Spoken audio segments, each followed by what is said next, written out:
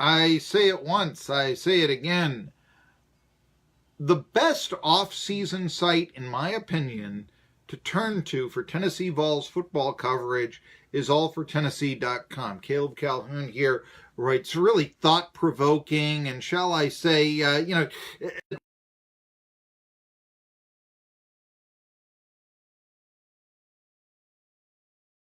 Southern now, or Georgia State, I guess, is the next football game for Tennessee.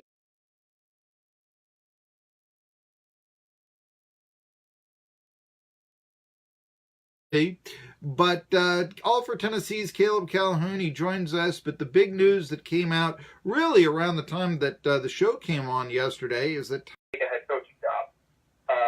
I said from the start, I think he's the best offensive coordinator in football. We just look at what happened to Florida Atlantic this year after Kendall Browse left Lane Kiffin. The offensive coordinator at Tennessee, well, that's not going to happen, or you're going to get some in returning to the college ranks from the pros. He's now going to be a coach in the Alliance, an offensive coordinator.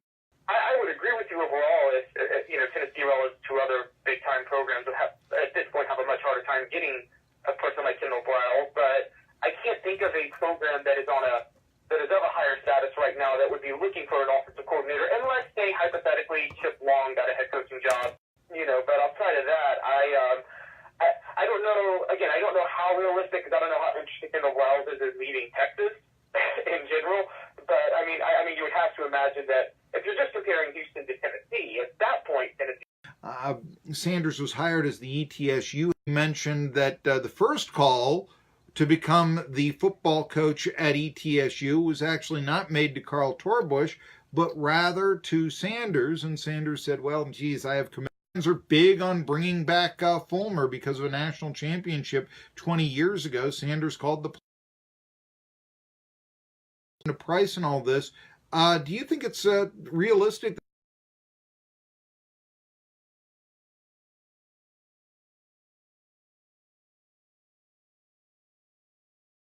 Only because I think Fulmer himself knows. I know Fulmer may be loyal to Sanders to something like ETSU, but Fulmer probably remembers he knows enough to listen to Vols fans enough, and he remembers the whole backlash to Randy Sanders in 2005.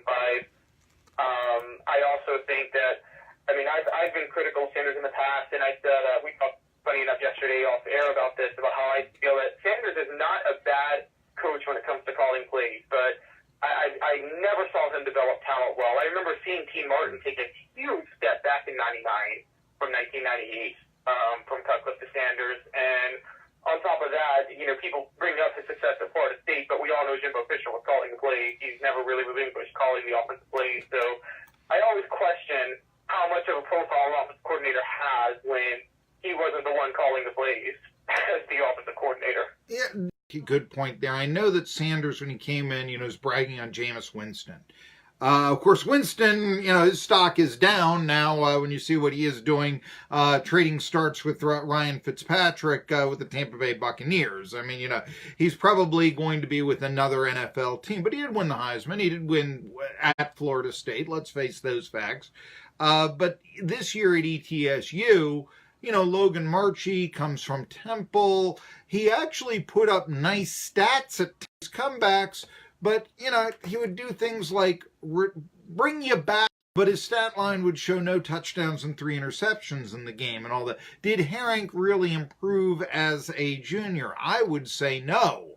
So you bring up a good point there. Still, I am seeing on Twitter, I'll do a search on Randy Sanders, and I think that you will see discount that. I don't have any insight. I have not been told by anybody from ETSU, but when you look at the hires that have been made, I can see a Sanders doing it. The question would be, does he like being his own boss enough that he would say, but I like being my own boss here at ETSU.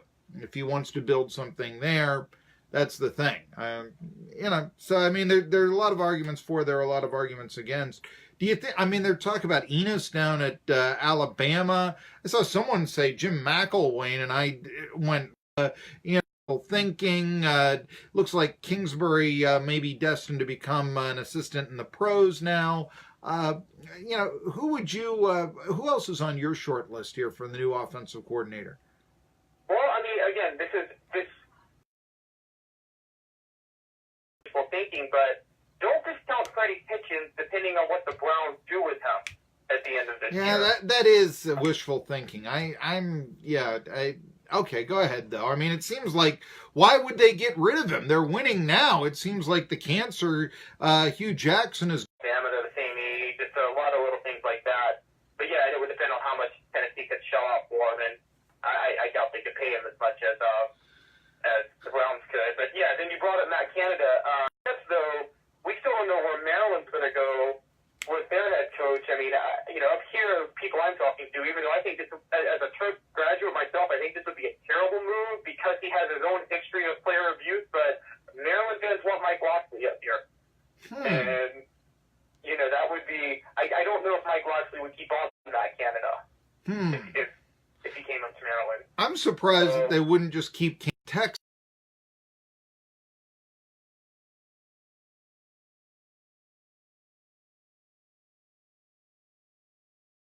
That he improved the team, did he not?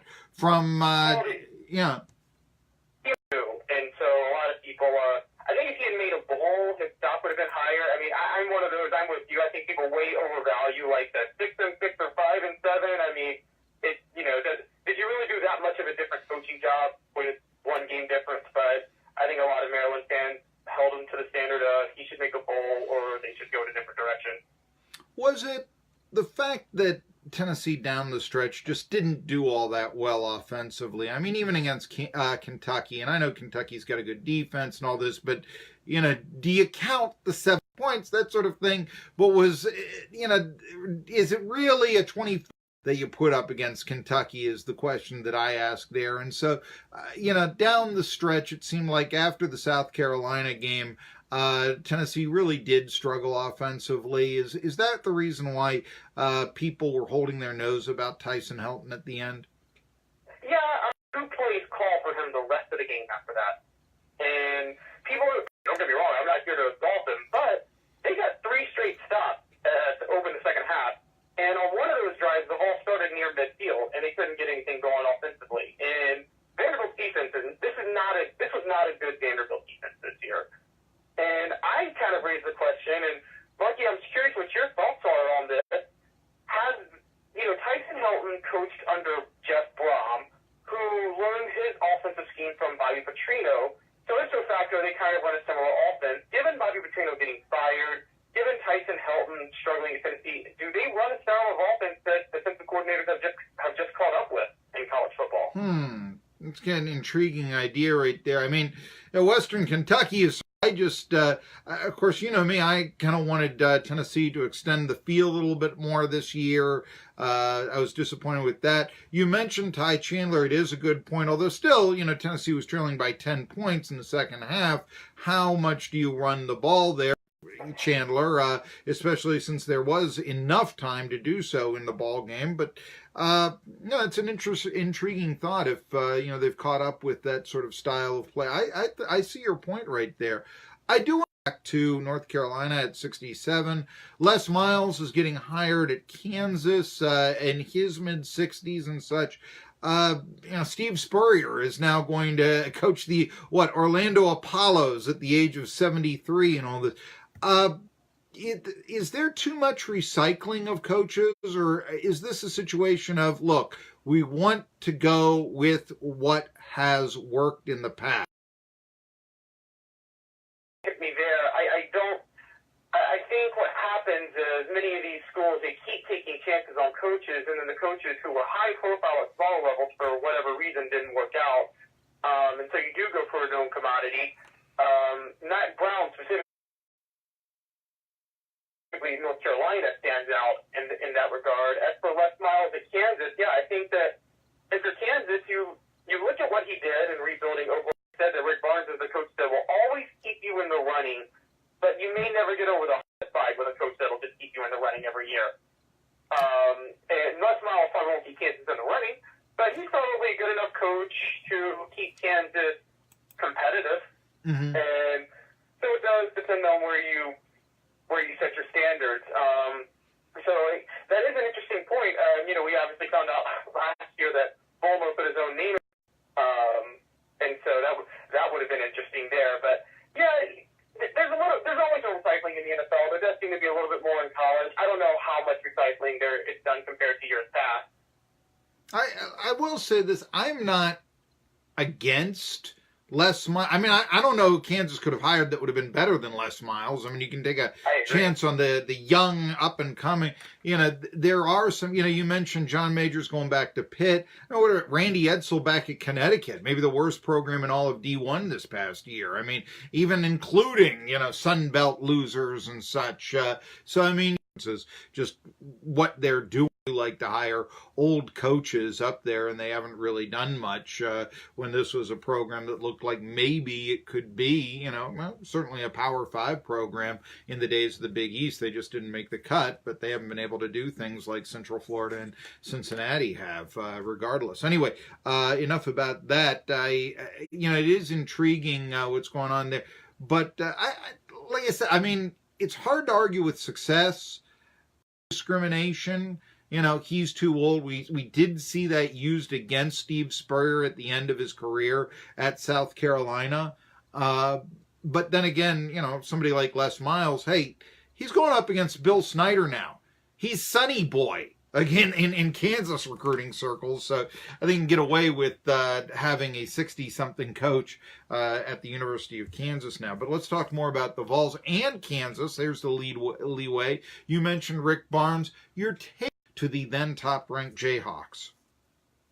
Well, I thought Tennessee we were watching Levante Turner come back and not be fully healthy yet, but he still had a few nice plays. I mean, it was, Grant Williams fouling out in regulation hurt them, and there were just a few little things that you probably wouldn't see throughout the rest of the year that does give you reason to be encouraged about losing to Kansas. Now, again, if Tennessee ever wanted to consider themselves a top-notch basketball program, you would never get encouraged by a loss, but I don't think Tennessee would ever consider itself a top-notch basketball program. See, that is, I spoke about this at the top of my show. I hate that East Tennessee mentality, or the Southern 81 mentality, because I was talking about, I was sitting at the junkyard waiting for them to bring my part out. Yes, the junkyard.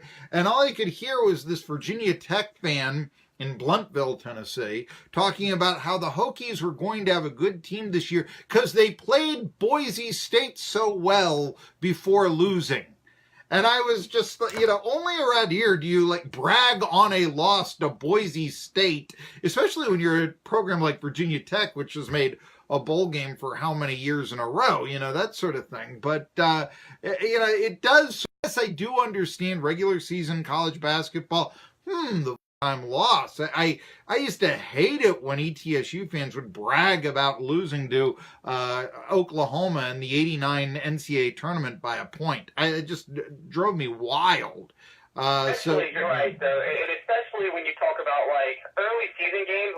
So many things happen in these early season games, and it's just so we see so many things change over time. The greatest Tennessee basketball team I ever saw, funny enough, lost to Texas and Rick Barnes by nearly 20 points, and that was the 2007-2008 team that ended up number one at one point. Yeah. Against Gonzaga, do you think if the Vols defeat Gonzaga, could they be number one? After all, the Zags are number one. I would assume that if they beat Gonzaga and Kansas kept winning, Kansas would then be number one, only because Kansas did beat Tennessee on a neutral court. Sure. But, it was, I think for many Vols fans, that's what hurt them most about blowing that game for the whole second half until the last 3 minutes. And had they won that game, they may be number 3, but they could be as high as number 2 this week. And they'd be set for a 2-versus-1 showdown with Gonzaga coming up. And that would be amazing for Tennessee basketball. So, it's, we've talked about it, but I think there's a stat, I forgot what it was, but basketball has finished with a higher all but 2 years since that time. Maybe it's 3, but it's almost you question. I mean, over a 14-year period, that's a large enough sample size. It's Tennessee becoming a more basketball school now. Yeah. Who would have thought? Yeah, that's. I'm reminded of maybe about 15 years ago, and I'm a little bit more than 15 years ago, a very good year at Penn State. And Penn State was in the midst of a bunch of losing seasons on the gridiron. People thought that Joe Paterno had lost it, And they were like, oh, Penn State's a basketball school anymore. You think about the basketball sort of distance between the two programs. And, Tennessee would have been one of those programs. You said, boy, there's a real big, Southern California being another one of those schools where it's, basically football, and then we'll get back to you with the other sport and all this.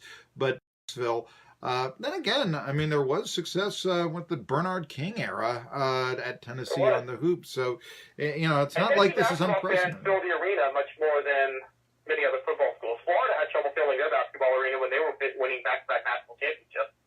And I know that the concept of Florida winning, something of a new, novel concept that was brought in by the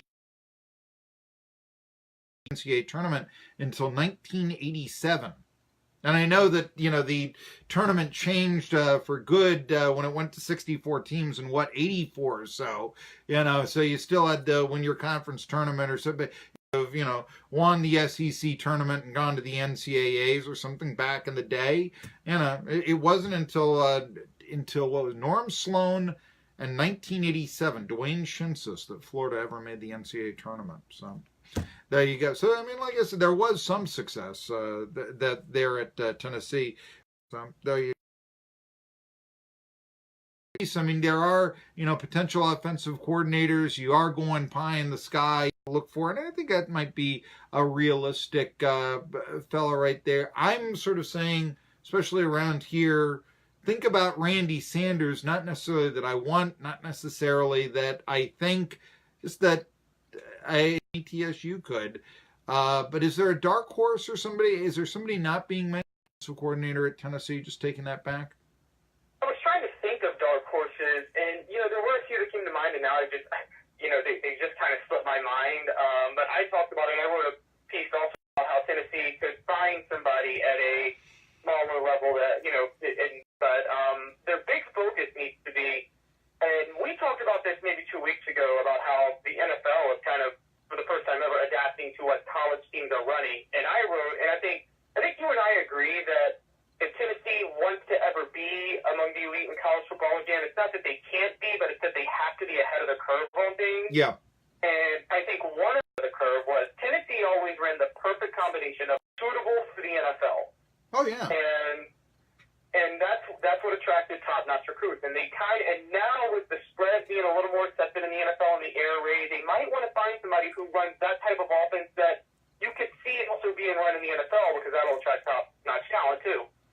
I'm going to go back ancient history, but I remember last year when I had John Majors on. Well, similar circumstances. How'd you beat the Crimson Tide in 82? And he said, you know what I did? We put an extra receiver on the field. I mean, in 1982, that was a novel thing, Hey, let's put another wide receiver and all, But it worked, and that was being ahead of the curve and all, So, yeah, I do wonder a little bit. I do how much Tennessee ran the ball this season, and that's just not the way football is going, and I do think it is a cause of concern. Speaking of which, and I know we've talked for some bit, so this is going to be my final question here. Caleb Calhoun of All for Tennessee, how bad was the Vanderbilt loss? I look at the schedule next year for Tennessee football, and I see ways that Tennessee can succeed, especially with a young team. But, I mean, is that loss to Vanderbilt going to hurt them in recruiting? Are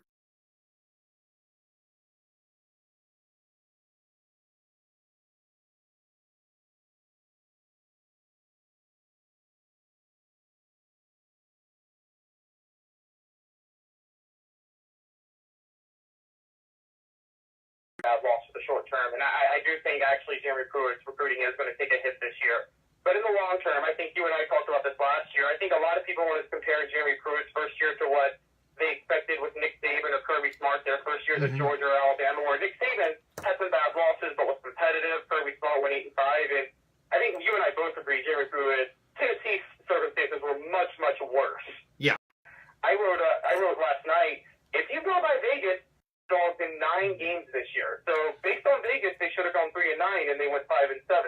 yeah, Exactly. yeah, they And, improved by a next victory. year, and by some metrics, and not by all, but by some certain metrics, including SB Nation's metrics, they play the toughest schedule in the country. So what you see next year, you and I talked about this, the schedule gets so much easier next year. Mm-hmm. And I think that so it may set Tennessee back in recruiting for this year. It may actually set them back for an off season. But if they can take advantage of a weak schedule and get maybe 7 wins or maybe 8 wins somehow next year, which, I mean, again, because of the schedule, it's back up recruiting again. I do think it sets them back for this year. Make or break year, I think, for the program next year, because the schedule is a lot easier and a lot of the teams that they'll play are down. But then you start wondering, I mean, okay, have the changes in facilities and philosophies and TV money coming in. I mean, losing streaks to South Carolina, Missouri, Vanderbilt, and all this, you would figure that, okay, this is a program that Tennessee is going to be kind of even with in years going forward with. But I mean, if those losing streaks mean that those programs have Tennessee's number 2019, so it is going to make or break. But then big time against that number. I can't see how you'd falter big time if you read allfortennessee.com because of this guy, Caleb Calhoun. We'll be back with the second hour of Tri-City Sports Now after this.